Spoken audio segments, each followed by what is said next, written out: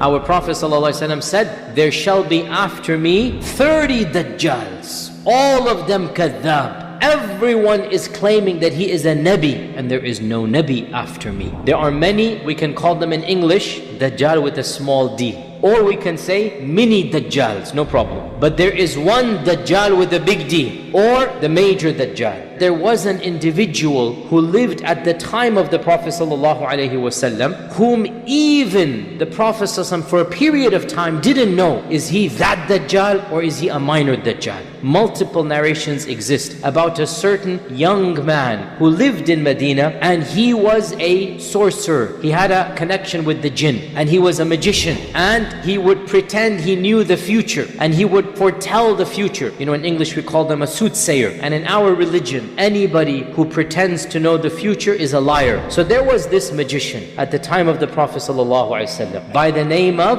Safi ibn Sayyad. And when our Prophet ﷺ migrated to Medina, Safi ibn Sayyad was a young child, and he was about to reach puberty, so he's around 13 years old. And that's when our Prophet ﷺ begins interacting with him. The Prophet ﷺ heard that there is this young child who has these visions of the jinn. He predicts the future. And so Umar and the Prophet ﷺ, they walked towards a group of children who were playing, and amongst them was Safi ibn Sayyad. Ibn Sayyad was not aware that the Prophet ﷺ was coming until he was right behind him. And Ibn Sayyad turned around and the Prophet ﷺ was there. So the Prophet ﷺ said to Ibn Sayyad, do you testify that I am Rasulullah? And Ibn Sayyad said, I testify that you are the Rasul of the unlettered people. Ibn Sayyad then said to the Prophet ﷺ, and he's 12, 13 years old, look, he said, do you testify that I am Rasulullah? What did we say? One of the signs of a Dajjal is what? Dajjal claims he is Rasul. And this also shows you that this is what happens when you start getting involved in magic. You really become a very evil person. How dare, in front of the face of the Prophet ﷺ, and you are twisting the question and you're saying, okay, you ask me, now let me ask you, do you testify that I am Rasulullah? And the Prophet ﷺ said, I believe in Allah and His Messenger. And he said to Ibn Sayyad, what do you see? What visions come to you? Ibn Sayyad said, I see two people come to me. One of them tells the truth, one of them tells lies. The Prophet ﷺ said, rather, the matter has been made confusing for you, meaning both of them are telling lies. Then the Prophet ﷺ said, I have a test for you. I have hidden something for you. And what was that thing that he was hiding? He was hiding a verse from the Quran, which is فَارْتَقِبْ يَوْمَ تَأْتِ السَّمَاءُ بِدُخَانٍ مُبِينٍ. So the Prophet ﷺ had recited this verse to the Sahaba, and he's saying, I'm testing Ibn Sayyad. He says he knows ilm al-ghayb. He says he knows everything. Okay, I just recited this verse. Let's see, does he know did I recite this verse or not? This is a man, he is claiming he knows ilm al-ghayb. He knows everything. Okay, I just recited a verse 20 feet away from him. Let's see whether he can tell his followers what I just recited to all of you. Simple test. Do you know what I have hidden for you? And this shows you, Ibn Sayyad did have contact with the jinn, but the jinn are not all knowledgeable. All he could say was dukh, dukh, dukh. And the verse was فَارْتَقِبْ يَوْمَ تَأْتِ السَّمَاءُ بِدُخَانٍ مُبِينٍ. And the jinn narrated 2 letters, dukh, dukh, dukh, and not the whole verse. So there was some jinn that was communicating with Ibn Sayyad, and he wasn't able to do it. So the Prophet said, shut up, O enemy of Allah, you shall never go beyond your meagerness. You think you are so big, you're never going to go beyond this. Umar ibn Khattab said, Ya Rasulullah, allow me to execute him. This is a Dajjal. He says he is Rasulullah. He's communication with the jinn. His penalty is execution. Ya Rasulullah, allow me to execute him. And our Prophet ﷺ said, if he is that Dajjal, you shall not be able to kill him. And if he is other than that Dajjal, your killing won't benefit anyone. He's nothing. Leave him be. Which was the case. He became a footnote in history. Majority of Muslims don't even know about his name, even though during the time of the Sahaba, he was somewhat of a big deal. Now, if he is that Dajjal, you shall not be able to kill him. Why? Because who shall kill that Dajjal? Isa alayhi salam. Another hadith is that once the Prophet ﷺ went to go test Ibn Sayyad, and he walked towards his house with some of the Sahaba, and he hid behind some date palms trying to see Ibn Sayyad in a way that Ibn Sayyad would not see him. But Ibn Sayyad's mother saw the Prophet ﷺ in the distance, so she shouted out, Ya Safi, O Safi, watch, be careful, look, there is Muhammad, the Rasulullah ﷺ. So he turned around and he saw the Prophet ﷺ, and there was again some conversation that did not result in anything fruitful per se. And that Ibn Sayyad, he continued to live in Medina after the time of the Prophet ﷺ, and a number of Sahaba swore by Allah that that is the Dajjal. And of them was Umar ibn al-Khattab. He would make halaf with Allah that that is the Dajjal. Also Jabir ibn Abdullah, the famous Sahabi, he felt that that is the actual Dajjal. Nafi' said, I heard my master Ibn Umar say, Wallahi, I have no doubt that Masih al-Dajjal is Ibn Sayyad. So Umar and his son Ibn Umar, they felt that Ibn Sayyad is none other than that Ad-Dajjal. And there's a famous narration as well that is mentioned in Sahih Muslim that once Ibn Umar met Ibn Sayyad in the streets of Medina, and he had a fight with him, verbal fight, and he made Ibn Sayyad very angry, and Ibn Sayyad walked away stomping, very angry. So Ibn Umar then visited the house of his sister Hafsa, our mother Hafsa,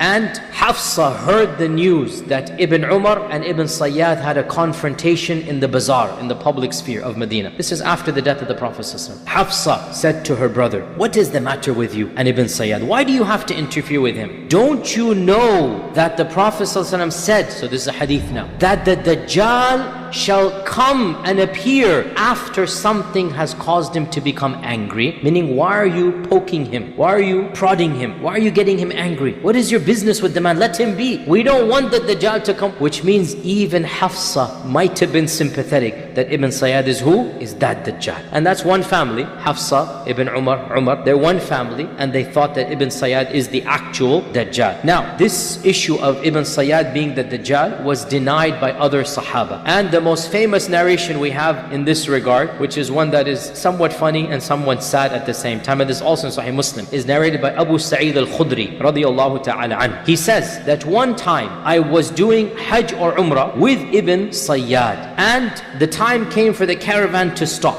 And when the caravans basically stopped, everybody ran away from Ibn Sayyad, and I was the one left next to him. And I became very terrified of him because of the rumors going around about him. This is after the death of the Prophet ﷺ. Still the rumors are there. Abu Sa'id wants nothing to do with the guy. And looking around, he saw I was the only camel there, so he brought his belongings and he sat down next to me. I said to him, it is so hot over here, maybe it's better for you if you rest in that shade over there. Just get away from me. So he got the hint, he stood up and he went over there. And eventually some meat came to me, so Ibn Sayyad stood up to share with that meat. So now food has come. And generally speaking, when you're in one caravan, you're gonna all share the meal, okay? Nobody wanted to deliver the meal to him, so they delivered it to Abu Sa'id al-Khudri, and Ibn Sayyad wants to now share that meal. So he came and he sat down with me, and he had a glass of milk with him. So he gave me some milk and he said, go ahead, take some. So I said, this milk is warm